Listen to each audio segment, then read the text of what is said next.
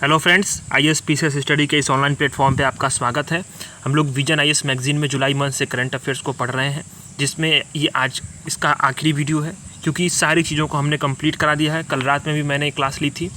कल vision IAS magazine की दो क्लास हो गई थी, तो रात वाली क्लास को अगर आपने नहीं देखा है तो प्लेसेस इन न्यूज़ करके है, वो आप जा करके प्लेलिस्ट से या फिर कल वाली वीडियोस को देख सकते हैं आप। ठीक है, तो आज हम अपने साइंस एंड टेक्नोलॉजी में कुछ न्यूज़ एंड शॉर्ट्स को चीज़ें छूटी हुई थी उसको कंप्लीट करेंगे। फिर आर्ट एंड कल्चर में जो प्री के हिसाब से इंपॉर्टेंट है उसको कंप्लीट करके इस मैगजीन को ख़त्म कर देंगे। और कल से अगस्त मंथ की मैगजीन आ गई है, उसको शुरू करने वाले हैं हम लोग। तो एकदम आराम से हम लोगों ने 20-20 मिनट में पूरे मंथ के मैगजीन को कंप्लीट कर लिया डेली 9 बजे आकर के। तो इससे ये दर्शाता है कि अगर आप मात्र 20 मिनट भी आप पढ़ेंगे मेरे साथ तो एक महीने में आप पूरी मैगजीन कंप्लीट कर लेंगे, प्री और मेंस दोनों के हिसाब से। चलिए अपने कंटेंट को शुरू करते हैं। ये दिया हुआ है उपग्रहों की डी ऑर्बिटिंग। ठीक है, डी ऑर्बिटिंग क्या होता है कि आप वो समझिए, एक तकनीक है जिससे क्या होता है कि जो उनको जो ना ग्रेवियार्ड ऑर्बिट है उसमें स्थानांतरित किया जाता है। इससे मतलब क्या है कि जो इसरो ने सिंगापुर के DSSR उपग्रह और अन्य 6 उपग्रहों को ले जाने वाले PSLV C56 का क्या किया, सफलतापूर्वक प्रक्षेपण किया। और इसके साथ ही चौथे चरण की जो डी ऑर्बिटिंग प्रयोग का भी आयोजन किया गया था। ये क्या है डी ऑर्बिटिंग? एक तकनीक है। इसके तहत क्या होता है कि उपग्रहों को ग्रेवियार्ड ऑर्बिट में स्थानांतरित किया जाता है। तात्पर्य यह है कि जो सक्रिय उपग्रहों वाली कक्षा है, ठीक है, उसे 200 मील की दूरी पर जो स्थित कक्षा है उसमें भेज देंगे। जो ये कक्षा सक्रिय है तो इससे जो 200 मील की दूरी वाली होगी यानी उसको वहाँ पे भेज देंगे। इसमें क्या आता है, इसको डी ऑर्बिटिंग की प्रक्रिया क्या होती है, दो माध्यम से होती है, एक निष्क्रिय और एक सक्रिय। निष्क्रिय में क्या होता है, एक एकीकृत अंतरिक्ष यान का प्रयोग किया जाएगा। सक्रिय में क्या है कि इनके उपग्रहों को निपटान कक्षा में हस्तांतरित किया जाएगा। इसके प्रयोग से क्या होता है कि अंतरिक्ष में जो मौजूदा मलबे है उसमें कमी लाई जा सकती है, अंतरिक्ष का संधारणी उपयोग सुनिश्चित किया जा सकता है। अगर UPSC में मेंस में क्वेश्चन पूछे अंतरिक्ष संबंधित कचड़ों पर, ठीक है, अंतरिक्ष में जो कचरे बढ़ रहे हैं या फिर जो मलबे बढ़ रहे हैं उससे होने वाले, तो उसके उपायों में क्या लिखेंगे आप, ये डी ऑर्बिटिंग को लिख सकते हैं कि डी ऑर्बिटिंग की प्रक्रिया को तेजी करके हम इसमें अंतरिक्ष में जो मौजूदा मलबे हैं उसमें कमी ला सकते हैं। अब आता है सागर संपर्क। पत्तन, पोत, परिवहन और जलमार्ग मंत्रालय ने क्या किया, स्वदेशी differential global navigation satellite system DGNSS सागर संपर्क का उद्घाटन किया। ये क्या है, एक स्थल आधारित संवर्धन प्रणाली है। ठीक, जो करती क्या है, ये ग्लोबल नेविगेशन सैटेलाइट सिस्टम में जो अशुद्धियाँ होती हैं, जो गलतियाँ होती हैं उसको सुधार करती है और जो लोकेशन है आपकी सटीक जानकारी देती है। GNSS क्या है कि जो बहुत सारे उपग्रहों हैं उनके एक समूह को संदर्भित करता है जो अंतरिक्ष से सिग्नल देते हैं। और जो क्या है, ये वैश्विक कवरेज के लिए क्या करता है, GNSS के रिसीवर को क्या करता है, पोजीशनिंग और टाइमिंग जो डेटा होता है उसी को डेटा को वो प्रदान करता है।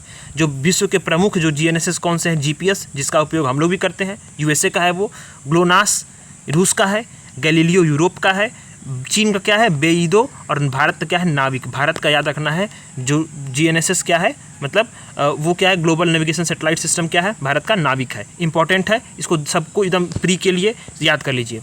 इसमें क्या है कि जो DGNSS में सटीक ज्ञात स्थानों पर रेफरेंस स्टेशन स्थापित किए गए हैं, जो क्या करेगा, रियल टाइम करेक्शन देगा। ये समुद्र किनारे से लेकर जहाज़ तक की जो सेवाएं हैं उसको प्रदान करेंगे। तो उसका महत्व भी है, महत्व बहुत सारा है। महत्व ये है कि जो सुरक्षित नेविगेशन देगा, ग्राउंडिंग और दुर्घटनाओं को रोकेगा, अंतर्राष्ट्रीय नौवहन संबंधी दायित्वों को पूरा करने में मदद करेगा, सटीक त्रुटि सुधार को सटीकता को बेहतर करेगा, लाइटशिप महानिदेशालय की क्षमता में उसकी वृद्धि होगी। और ये क्या है, इसमें मेन चीज़ अब एक इम्पॉर्टेंट ये है कि DGLL क्या है, ठीक है, ये क्या है, MOPSW के अधीनस्थ एक कार्यालय है जो क्या करता है, भारतीय तट पर समुद्री नेविगेशन के लिए सहायता देता है। अब इसमें इम्पॉर्टेंट ये है, क्या है, IMO क्या है, यह संयुक्त राष्ट्र की विशेष एजेंसी है, प्री के लिए इंपॉर्टेंट है, जो कहती क्या है, नौवहनों की सुरक्षा करती है, जहाज़ों द्वारा समुद्री और वायुमंडलीय प्रदूषण की रोकथाम के लिए क्या है, वो जिम्मेदार है। अच्छा, सोलास कन्वेंशन क्या है, SOLAS सोलास कन्वेंशन क्या करता है, क्रमिक रूप में जो व्यापारिक जहाज़ों की सुरक्षा से संबंधित है। इसका पहला संस्करण क्या था, 1914 में जब टाइटैनिक दुर्घटना की प्रतिक्रिया में अपनाया गया था। IALA इसे क्या है, इसे 1957 में स्थापित किया गया था। यह एक गैर लाभकारी अंतर्राष्ट्रीय तकनीकी संघ है। ठीक है, इसको ध्यान देना है। अब आता है सोलर फ्लेयर। ठीक है, ये क्या है, सौर ज्वाला।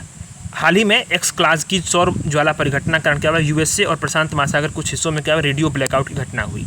प्रबलता के आधार पर इसको वर्गीकृत करते हैं। सबसे जो प्रबल ज्वाला होती है वो ए श्रेणी में होती है, सबसे कम प्रबल वाली जो ए श्रेणी में होती है, और सबसे अधिक कौन था, एक्स में होता है। अब एक्स वाला सबसे जो प्रबल होगा उसमें क्या होगा, पूरी पृथ्वी पर रेडियो ब्लैकआउट हो जाएगा, लंबे समय तक जो विकिरण हो तूफानों को सक्रिय कर सकती हैं। सबसे कम जो है वो क्या करता है कि सबसे कम ए है, मतलब कोई नुकसान पहुंच नहीं पाता है और ये मालूम भी नहीं चल पाता। ठीक है, सौर ज्वालाएं होती क्या है कि सूर्य पर होने वाले विशाल जो विस्फोट होते हैं उसी को सौर ज्वालाएं बोलते हैं। इससे क्या होता है, हमें ऊर्जा, प्रकाश और उच्च गति वाले कण जो है वो अंतरिक्ष में मुक्त होते हैं और इनका असर जो है पृथ्वी पर और नेविगेशन सिस्टम वगैरह सारी चीज़ों पे, रेडियो तरंगों वगैरह पे पड़ता है।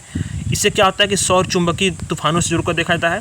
इस तूफानों को क्या बोलते हैं, कोरोमल मास इंजेक्शन, CME भी बोलते हैं। CME ज्योग्राफी में आप पढ़े होंगे।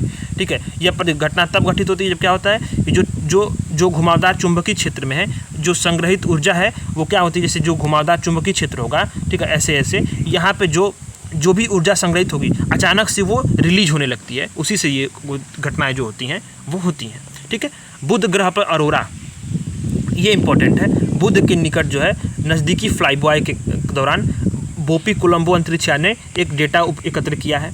ठीक, बोपी कोलंबो अंतरिक्ष यान क्या है कि बुध ग्रह पर यूरोपीय एजेंसी और जापानी एयरोस्पेस एक्सप्लोरेशन एजेंसी JAXA का एक संयुक्त मिशन है। ठीक, पृथ्वी पर अरोरा तब उत्पन्न होते हैं जब क्या होता है कि सूर्य द्वारा उत्सर्जित जो आवेशित कणों की धारा क्या है, आयन मंडल के साथ क्या करती है, रिएक्शन करती है। जब जैसे सूर्य के द्वारा जो उत्सर्जित जो आवेशित कण हैं और आयन मंडल में आकर के जब रिएक्शन करेगी तो क्या होगा, पृथ्वी पर भी अरोरा उत्पन्न होता है। चूँकि क्या है कि जो बुध का जो वायुमंडल है बहुत पतला है। ठीक है, वायुमंडल क्या है, बहुत पतला, इसे एक्सोस्फीयर कहते हैं। इस ग्रह पर अरोरा तब बनता है जब सौर तूफानें क्या करते हैं, प्रत्यक्ष रूप से ग्रह की सतह से टकराते हैं। 10 माइक्रोसाइट परियोजनाएं क्या है, राष्ट्रीय स्वास्थ्य प्राधिकरण ने आयुष्मान भारत डिजिटल मिशन के तहत क्या 100 माइक्रोसॉफ्ट परियोजनाएं शुरू की हैं। इससे क्या होगा, जो माइक्रोसॉफ्ट परियोजनाएं क्या है देश भर में डिजिटल स्वास्थ्य प्रणाली को अपनाने में तेजी लाने के लिए शुरू की गई हैं। इसका लक्ष्य क्या है कि विशेष भौगोलिक क्षेत्र के भीतर क्या करना है, एक लघु तंत्र स्थापित करना है जहां ABDM को पूरी तरह से अपनाया जाएगा। माइक्रोसाइट स्वास्थ्य देखभाल सेवाओं से जुड़े सभी हितधारकों का एक ऐसा समूह होगा जिसके आम उद्देश्य क्या होते हैं, एक दूसरे से जुड़े होते हैं। माइक्रोसाइट को ABDM अपनाने में आने वाली चुनौतियों का समाधान करने और स्वास्थ्य में देखभाल सेवाओं की पहुंच बढ़ाने में विस्तार में निजी क्षेत्र की भागीदारी बनाने के लिए कार्यान्वयन करेगा। इसका मार्गदर्शन NHA प्रदान करेगा। ABDM ने मुंबई, अहमदाबाद, सूरत में माइक्रोसाइट को शुरू किया था। ठीक है, NHA आयुष्मान भारत प्रधानमंत्री जन आरोग्य योजना और ABDM कार्यान्वयन के लिए क्या करता है, ये शीर्ष निकाय है। और ये क्या था, केंद्रीय स्वास्थ्य और परिवार कल्याण मंत्री की अध्यक्षता में एक शासी बोर्ड द्वारा इसको शासित किया जाता है। तो ABDM का एक लक्ष्य क्या है कि सहज ऑनलाइन प्लेटफॉर्म को निर्मित करना। यह प्लेटफॉर्म क्या करेगा, डिजिटल स्वास्थ्य प्रणाली के भीतर क्या करेगा, अंतर संचालितता यानी कि इंटरऑपरेबिलिटी को सक्षम करेगा। तो लाभ इसमें बहुत सारी होगी, दक्षता में सुधार होगा, पारदर्शिता बढ़ेगी, डेटा प्राप्ति को आसानी होगी, साझेदारी निर्णय मिल सकेगा। तो ये नागरिक है ABDM इकोसिस्टम, इसमें नागरिक हैं और बहुत सारे जो इसमें संबंधित जो हितधारक हैं उनके बारे में फ्लो चार्ट बना करके दिया हुआ है। ठीक है, तो उसको आप देख सकते हैं। प्री के लिए बस इसमें है कि आप थोड़ा जो किस लिए न्यूज़ में रहा उसको आप ध्यान दीजिए, बाकी चीज़ों पे उसमें ज़्यादा उसमें ध्यान देने की ज़रूरत नहीं है। अब आता है इसमें कि अच्छा ये आता है रोगाणु प्रतिरोध। ठीक है, एंटी माइक्रोबल रेसिस्टेंस AMR। ठीक, इसमें क्या है कि रोगाणु प्रतिरोध के लिए one health priority research agenda जारी किया गया। इस एजेंडा को FAO, UNEP, WHO और WOAH ने संयुक्त रूप से जारी किया। AMR तब होता है, एंटी माइक्रोबल रेसिस्टेंट तब होता है जब बैक्टीरिया, वायरस, कवक, परजीवी क्या करते हैं, समय के साथ स्वयं में जो है उत्परिवर्तन कर लेते हैं, यानी म्यूटेंट हो जाते हैं और दवाओं पर कोई जो है प्रतिक्रिया नहीं होती है। तो इससे क्या होता है कि जो संक्रमण होगा वो बहुत तेज़ी से फैलेगा, इसका कोई इलाज भी नहीं होगा। तो बीमारी जो बहुत तेज़ी से फैलती है, गंभीर हो जाती है और मृत्यु जैसे जो स्थितियाँ वो भी उत्पन्न हो जाती हैं। तो क्या किया कि जो WHO ने भी इसी वर्ष क्या किया था कि मानव स्वास्थ्य में AMR के लिए, एंटी माइक्रोबल रेसिस्टेंस के लिए वैश्विक अनुसंधान एजेंडा को लॉन्च किया था। ठीक, तो अब इसको अब किसने जारी किया है कि FAO ने, UNEP ने, WHO ने और WOAH ने ज्वाइंट रूप से इसको जारी किया है। क्यों किया है, यह संचरण को जिसे क्या है कि जो संचरण पर केंद्रित है, इसमें कई सारे दृष्टिकोण है। एकीकृत निगरानी भी है। ठीक, एकीकृत निगरानी भी है, हस्तक्षेप भी है, व्यवहार संबंधी अंतर्दृष्टि परिवर्तन भी है, अंतशास्त्र नीति भी है। इसमें वन हेल्थ दृष्टिकोण के सिद्धांत क्या है कि क्षेत्रकों और विषयों के बीच में क्या है, समानता हो, राजनीतिक सामाजिक राजनीतिक और बहुसांस्कृतिक समानता हो, सामाजिक पारिस्थितिक संतुलन हो। ठीक है, और ट्रांस डिस्प्लेनिटरी और बहुक्षेत्रीय सहयोग आदि भी इसमें हो। ठीक है, मलेरिया वैक्सीन अब मलेरिया वैक्सीन के बारे में देखिए यहाँ पे क्या दिया है कि 12 अफ्रीकी देशों को क्या हुआ कि अगले 2 वर्षों के दौरान पहली बार मलेरिया वैक्सीन RTS-AS1 की 18 मिलियन खुराक देने की घोषणा की गई 12 अफ्रीकी देशों को। ठीक है, यह घोषणा किसने की है? WHO ने और global alliance for vaccine and immunization GRAVI और यूनिसेफ द्वारा की गई है। RTS-SAS क्या है? ये मलेरिया वैक्सीन का उपयोग क्या करेगा? पी फाल्सिफेरम मलेरिया की रोकथाम के लिए किया जा सकेगा। ठीक है, मॉस्क्यूरिक्स के नाम से भी इसको जानते हैं। ये क्या है कि रिकॉम्बिनेंट प्रोटीन वैक्सीन है।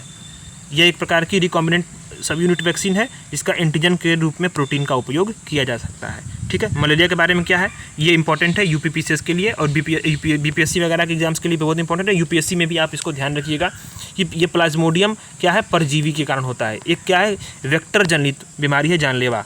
अब इस वेक्टर कौन होता है? ये वेक्टर होता है मादा एनोफिलीज मच्छर होते हैं। तेज बुखार होगा, कपकपी ठंड लगेगी, फ्लू जैसे लक्षण भी होंगे। अब 4 प्रकार के मलेरिया जो होते हैं वो कौन करते हैं? मनुष्यों को संक्रमित करते हैं। P falciparum, P vivax, P ovale और पी मलेरिया।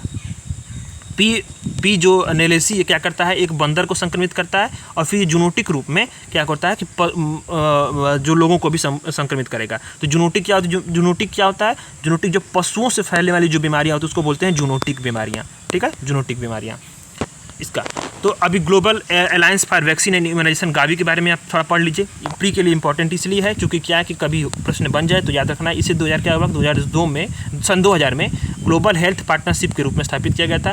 प्रमुख भागीदार कौन से? WHO है, विश्व बैंक है, यूनिसेफ है, Bill and Melinda Gate foundation है। इसका लक्ष्य क्या है? प्राथमिक स्वास्थ्य देखभाल को मजबूत करना और SDG 3 के लक्ष्य को प्राप्त करने में महत्वपूर्ण भूमिका को अदा करना है। तो ये हमारा खत्म हो गया क्या है, जो साइंस एंड टेक का जो न्यूज एंड शॉर्ट्स वाला जो सेक्शन है। अब आते हैं हम आर्ट एंड कल्चर पे। अपने आर्ट वाले कल्चर में पहले देखते हैं न्यूज एंड शॉर्ट्स को। न्यूज एंड शॉर्ट्स ही देख लेने, ये आपका प्री का कंसेप्ट क्लियर हो जाएगा। ठीक है, बाकी कुछ उसमें इंपॉर्टेंट उतना नहीं है, आप अपने आप से भी उसको रीड कर सकते हैं। मुझे उसको कराने की कोई ज़रूरत नहीं क्योंकि वो उसमें कुछ एक्सप्लेन करना ही नहीं है। ठीक है, तो उसको आप अपने से भी पढ़ सकते हैं। बाकी कुछ भी नहीं है, जो मेन चीज़ें हैं मैं उसको बता दे रहा हूँ। ठीक, अब इसके बाद हमारा जो है ये पूरा जो सेक्शन है वो कंप्लीट हो जाएगा, मैगजीन पूरी कंप्लीट हो जाएगी। अब आता है अनुभव मंडप पे। ठीक है, न्यूज इन शॉर्ट्स में ये क्या है? अनुभव मंडप। ये नई दिल्ली में जो है अंतर्राष्ट्रीय प्रदर्शनी सह सम्मेलन केंद्र का नाम क्या है? भारत मंडप पर रख दिया गया। इसके पीछे की प्रेरणा क्या थी? भगवान बसवेश्वर की 12वीं शताब्दी का अनुभव मंडप। ठीक है, अनुभव मंडप क्या थी कि जो सबसे इतिहास में जो सबसे प्रारंभिक संसद है उसमें से एक मानी जाती है। यहाँ पे क्या था कि यहाँ पे शरणों यानी कि मतलब कवियों, सामाजिक आध्यात्मिक सुधारकों द्वारा अलग अलग क्षेत्रों में सुधारों के लिए विचार विमर्श किया गया था। ठीक, और इसमें क्या थे? इसमें महान योगी प्रभुदेव क्या थे? इस अध्यक्ष थे और भगवान बसवेश्वर प्रधानमंत्री के रूप में कार्य करते थे। कि क्या इससे क्या था कि मंडप सदस्यों का जो चयन था लोगों द्वारा नहीं करता था बल्कि उच्च अधिकारियों द्वारा इसका चयन या मनोनीत किया जाता था। ठीक है, तो इसमें ध्यान देना है कि ये एक जो भगवान बसवेश्वर के जो 12वीं शताब्दी का अनुभव मंडप है उसी की प्रेरणा के तौर पे इसको अंतर्राष्ट्रीय प्रदर्शनी सह सम्मेलन केंद्र का नाम भारत मंडपम रख दिया गया है, जो प्रगति मैदान में दिल्ली में लगी है। याद रखना जगह का नाम भी प्रगति मैदान दिल्ली। ठीक है, अभी कल की क्लास में मैंने इसको कंप्लीट कराया है, जो मैप के माध्यम से इसको कंप्लीट कराया था। आप इसको कल की क्लास देखेंगे होंगे तो आपको पता होगा कि पोरपनेकोट्टई स्थल क्या है। पोरपनेकोट्टई स्थल क्या है कि तमिलनाडु के स्थित एक संगम युग से कुछ यहाँ पे चीज़ें मिली हैं। कौन कौन चीज़ें मिली हैं? सोने का स्टेट मिला है, हड्डी से बना एक नुकीला औजार मिला है और कार्नेलिया मनका प्राप्त हुआ है। मैंने इसका लोकेशन भी कल वाली क्लास में बताई है। आप कल की क्लास मैप वाली जरूर देखिए, बहुत इंपॉर्टेंट है। चूँकि क्या है कि जितने मंच भर के जितने भी जो जगह होते हैं विश्व में और भारत में महत्वपूर्ण स्थलों को वहाँ पे मैप में बताया गया है, तो उसको पढ़ लेने से आपको क्या हुआ कि आपको जो ज्योग्राफी की लोकेशन पूछती है यूपीएससी और यूपीपीसीएस प्री के एग्जाम्स में, उसको आप सॉल्व करने की स्थिति में होंगे और उसको आप अच्छे तरीके से सॉल्व कर पाएंगे। संगम युग क्या है? तमिलनाडु केरल के प्राचीन इतिहास का एक काल है। यहाँ पे क्या है कि 6ठी शताब्दी ईसा पूर्व से लेकर 3री शताब्दी ईसा पूर्व तक ये विस्तृत है। ठीक, यहाँ से क्या है कि यहाँ इससे समाधान स्थल का संकेत मिलता है। दुर्ग क्षेत्र के अंदर ये जल निकायों के प्रमाण मिलते हैं। और ये क्या है कि कार्नेलिया मन की खोज क्या बताया है कि देश में आंतरिक व्यापार भी होता था, जो कि समानता उत्तरी भाग से ये मिला है। ठीक है, और हड्डी के नुकीले औजार से संकेत मिलता है कि यह बुनाई उद्योग का स्थल भी था, पोरपनेकोट्टई। ठीक है, अब यहाँ पे आता है जहाज निर्माण की टंकाई पद्धति, टंकाई शिप बिल्डिंग मेथड। ये बहुत इंपॉर्टेंट है। केंद्रीय संस्कृति और भारतीय मंत्रालय और भारतीय नौसेना ने सामूहिक रूप से जहाज निर्माण की 2000 साल पुरानी तकनीक को पुनर्विकसित करने के लिए परियोजना शुरू करेंगे। कौन? केंद्रीय संस्कृति मंत्रालय। डायरेक्ट यहाँ यूपीएससी क्या करेगा? कंफ्यूज कर देगा, डायरेक्ट सीधे यही मंत्रालय में। ठीक है, इस तकनीक को क्या बोलते हैं? टंकाई पद्धति। याद रखिएगा, इस पद्धति में जहाज़ का निर्माण क्या था, कीलों के स्थान पर लकड़ी के तख्तों को एक साथ जोड़ के किया जाता है। इससे क्या होता है कि जहाज़ में लचीलेपन और टिकाऊपन में वृद्धि हो जाती है और सैंड बार से जो नुकसान पहुँचने की जो संभावना होती है वो कम हो जाती है। यूरोपीय जहाज़ों के आगमन से भी जहाज़ जो प्राचीन समय से जहाज़ निर्माण का तकनीक था उसमें बदलाव आ गया था। ठीक, ओल चिकी लिपि, ओल चिकी स्क्रिप्ट, ये क्या है, प्रधानमंत्री ने संथाली भाषा की जो ओल चिकी लिपि का उपयोग करके संथाल जनजाति के लोगों को हूल दिवस की शुभकामनाएं दी। बहुत इंपॉर्टेंट है, यहीं से प्रश्न बनते हैं। यूपीएससी, यूपीपीसीएस, स्टेट पीसीएस के वगैरह जो एग्ज़ाम्स होते हैं, ये जो अजीब तरह के प्रश्न बनते हैं, जो एकदम डीप में आकर प्रश्न पूछते हैं, जो किताबों में नहीं मिलते हैं, वो मैगजीन में मिल जाता है। इसीलिए मैगजीन पढ़ना बहुत ज़रूरी है और मैं उसमें पढ़ाने में आपको मदद कर रहा हूँ। पूरी क्रेडिट विजन एस गति, उन्होंने इतना बेहतरीन मैगजीन बनाया है कि क्या पूछिए। ठीक है, तो इसमें क्या है कि 92वें संविधान संशोधन अधिनियम में इसके माध्यम से संथाली भाषा को भारत के संविधान की 8वीं अनुसूची में जोड़ा गया था। इसमें बोडो, डोगरी और मैथिली भाषाओं का जो है संविधान में शामिल किया गया था। 8वीं अनुसूची में क्या है, भारत की आधिकारिक भाषाओं को सूचीबद्ध किया गया है। तो याद रखना है, संथाली भाषा की ओल चिकी लिपि का उपयोग करके संथाल जाति को हूल दिवस की बधाई दी है। ओल चिकी लिपि का जो है विकास क्या हुआ था, 1925 में रघुनाथ मुर्मू ने किया था। रघुनाथ मुर्मू ने किया था। संथाली एक क्या है, मुंडा भाषा है।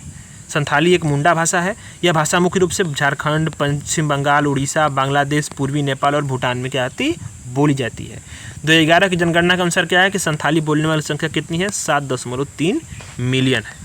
और याद रखना इसको, चूँकि बहुत इंपॉर्टेंट है, यहाँ से प्रश्न बन सकते हैं, इसीलिए मैंने इसको कहा कि चूँकि प्री के लिए ही इंपॉर्टेंट है। 30 जून 1985 को संथाल विद्रोह की शुरुआत में स्मृति में हूल दिवस मनाया जाता है। तो याद रखना ये है कि हूल दिवस किस लिए मनाया जाता है। अब जब प्रधानमंत्री ने इसको जब बधाई दी है तो जाहिर सी बात है कि जब हूल दिवस के बारे में पूछ सकता है तो याद रखना है कि 30 जून 1985 को संथाल विद्रोह की शुरुआत की जो स्मृति है उसी के संदर्भ में हूल क्रांति दिवस के रूप में मनाया जाता है। संथाल विद्रोह क्या था, जो ब्रिटिश औपनिवेशिक शासन था उसके शुरुआती विद्रोह में से एक था। इसका मुख्य कारण क्या था, 1790 का अस्थायी बंदोबस्त अधिनियम था। इसमें क्या था, वीरभूमि और मानभूमि क्षेत्रों से इसका विस्थापन हो गया था, जो इसमें कहा गया कि जो जमींदार, पुलिस और ब्रिटिश द्वारा इनका शोषण किया गया। और यह विद्रोह मुख्यतः जो है राजमहल की पहाड़ियों में दामिन एक्को क्षेत्र में हुआ था। याद रखना इस क्षेत्र को, बहुत इंपॉर्टेंट है, मॉडर्न हिस्ट्री में कई बार पूछा हुआ है। और विद्रोह का नेतृत्व किसने किया था, सिद्धू और कान्हू मुर्मू ने किया था। ये भी याद रखना आपको, सब चीज़ें इसको एक बार पढ़ लेनी है, क्योंकि क्या है कि इसको आप मॉडर्न हिस्ट्री में पढ़ते ही हैं, इसमें कुछ अलग से नहीं पढ़ना है। ठीक है, तो ये चीज़ें हैं। अब आता है केर पूजा। केर पूजा क्या है, केर पूजा है कि ये त्रिपुरा में मनाया जाने वाला एक त्यौहार है, बहुत इंपॉर्टेंट है, सब चीज़ों को याद रखिए। केर पूजा त्रिपुरा में याद कर लीजिए, कहीं नोट कर लीजिए इसको, जो खारची पूजा के 2 सप्ताह बाद मनाया जाता है। इसमें क्या है कि जो संरक्षक देवता है वो कौन है, केर के नाम पर इनकी पूजा की जाती है। इसके लिए क्या करते हैं कि जो इसके संरक्षित क्षेत्र बनाने के लिए और अगरतला के जो प्रवेश द्वार है उसको बंद कर देते हैं। इसलिए लोगों को इसके दौरान लोगों को आग जलाने, नृत्य करने, गाने यहाँ तक कि जूता भी पहनने की अनुमति नहीं होती है। अब त्यौहार क्या है कि कुछ राज्यों के साथ बंगाल के चटगांव पहाड़ी में भी इसको मनाते हैं। केर पूजा यानी मुख्यतः एक त्यौहार त्रिपुरा में मनाया जाता है। जो समुदाय क्या है, जो समुदाय ये है कि जो समुदाय में निम्नलिखित शब्द हैं, चीन, कुची, मिजो निर्याती समूह की सभी जनजातियाँ, ये जो म्यांमार और बांग्लादेश और भारत में फैली हुई हैं। ठीक है, इसमें कई सारी उपजातियाँ और कुल, जैसे चीन, कुकी, मिजो, लुसेई, जोमी, पतेई, हमार, रातले, पावी, लाई, मारा, गंगटे, थाड़ो आदि शामिल हैं। ऐसा माना जाता है कि जो ये जनजातियाँ हैं वो चीन से तिब्बत होते हुए म्यांमार में बसने के लिए चली गई थी। ये तिब्बती बर्मी भाषा समूह की भाषाएँ बोलते हैं, ये जो समुदाय। ठीक है, जो समुदाय, इसमें बहुत सारी जनजातियाँ हैं। ठीक है, बहुत सारी जनजातियाँ जो समुदायों में। अब आता है कोई भाषा, सबसे इम्पॉर्टेंट है कोई भाषा। अब ये भी एक थोड़ा सा डिटेल में इसको करके अब यहाँ पे हम लोग ख़त्म करेंगे। उड़ीसा मंत्रिमंडल ने संविधान की जो 8वीं अनुसूची में है कोई भाषा को शामिल करने के प्रस्ताव को मंजूरी दी है। तो 8वीं अनुसूची अभी आपको बताया कि वो क्या है। ठीक है, तो उड़ीसा के मंत्रिमंडल ने इस प्रस्ताव को मंजूरी दे दिया है कि उसमें शामिल किया जाए। कोई भाषा क्या है कि द्रविड़ भाषा परिवार से संबंधित है। ये मुख्य रूप से किसके द्वारा, कोंध या कंध नामक उड़ीसा की सबसे बड़ी जनजाति के लोगों द्वारा बोली जाती है। नोट कर लीजिए, सब जनजातियों के बारे में प्रश्न हमेशा बनता है प्री में। कोंध और कंध नामक जनजातियों द्वारा कोई भाषा का बोलते हैं। इसमें उड़िया लिपि का उपयोग होता है। खोंडी और गुमसाई इसकी क्या है, उपभाषाएं हैं। ठीक है। अब क्या है कि भारतीय संविधान की जो 8वीं अनुसूची है उसमें क्या चीज़ें हैं, इसमें देश की आधिकारिक भाषाओं को सूचीबद्ध किया गया है। वर्तमान में 22 भाषाएं हैं, मूल संविधान में 14 भाषाएं सूचीबद्ध थीं। सिंधी भाषा को 1967 में, कोंकणी, मणिपुरी और नेपाली को 1992 में शामिल किया गया था। और 2003 में जो 92 संविधान संशोधन हुआ इसमें से संथाली, डोंगरी, मैथिली और बोडो को जोड़ा गया। ठीक, वर्तमान में किसी भी भाषा को 8वीं अनुसूची में शामिल करने के विचार पर कोई निश्चित मानदंड नहीं है। ठीक है, यानी जो नियम है 8वीं अनुसूची में भाषा करने कोई मानदंड नहीं है। एक निश्चित मानदंड करने के लिए संविधान ने पाहवा और सीताकांत महापात्र समितियों का गठन किया गया था, लेकिन ये सफल नहीं हो पाई क्योंकि ये उसको डिफाइन नहीं कर पाई। ठीक है, अब क्या होता है कि किसी भी मतलब भाषा को अगर मान लीजिए कि क्यों बार बार होता है कि इसको 8वीं अनुसूची में शामिल किया जाए, जैसे भोजपुरी को भी बार बार ये आवाज़ उठती है, तो लाभ होता है ना कि क्यों शामिल किया जाए, तो लाभ इसलिए होता है कि उस भाषा होती है उसके विकास के लिए सरकार से सहयोग प्राप्त होने लगता है, साहित्य अकादमी से उस भाषा को मान्यता मिलती है, इसमें शामिल पुस्तकों का व्यापक स्तर पर अनुवाद भी किया जाता है, राज्य विधानमंडल और संसद में बहस के दौरान इसका उपयोग भी कर सकते हैं, अखिल भारतीय प्रतियोगी परीक्षाओं में इसका उपयोग कर सकते हैं और RBI पर जारी नोटों पर अंकित भाषाओं में इसे शामिल कर सकते हैं। तो ये सारी जो है लाभ मिलते हैं, क्या होते हैं, 8वीं अनुसूची में किसी भी भाषा को शामिल होने पर। तो ये रहा आज का कंटेंट, बहुत अच्छा लगा होगा आपको। रिवीजन प्री के लिए करना है, इसमें सब चीज़ों को एक बार रिवीजन कर लीजिएगा, और नहीं आपको रिवीजन हो रहा है तो इस वीडियोज़ को 2-3 बार देख लीजिएगा, यही रिवीजन हो जाएगा आपका। ठीक है, तो अब हम लोग जुलाई मंथ से करंट अफेयर्स को कंप्लीट कर चुके हैं। अब हम लोग कल से अगस्त के मंथ से करंट अफेयर्स को शुरू करेंगे, क्योंकि मैगजीन अगस्त वाली लंबी है तो उसको जल्दी शुरू करना है और उसको कंप्लीट करेंगे हम लोग, और बेहतरीन तरीके से विजन आईएएस मैगजीन को हर महीने हम लोग इसी तरह से साल भर 2024 के प्रीलिम्स तक हम लोग कंप्लीट करते जाएंगे। सपोर्ट बनाए रहिए, चैनल को सब्सक्राइब करिए। धन्यवाद।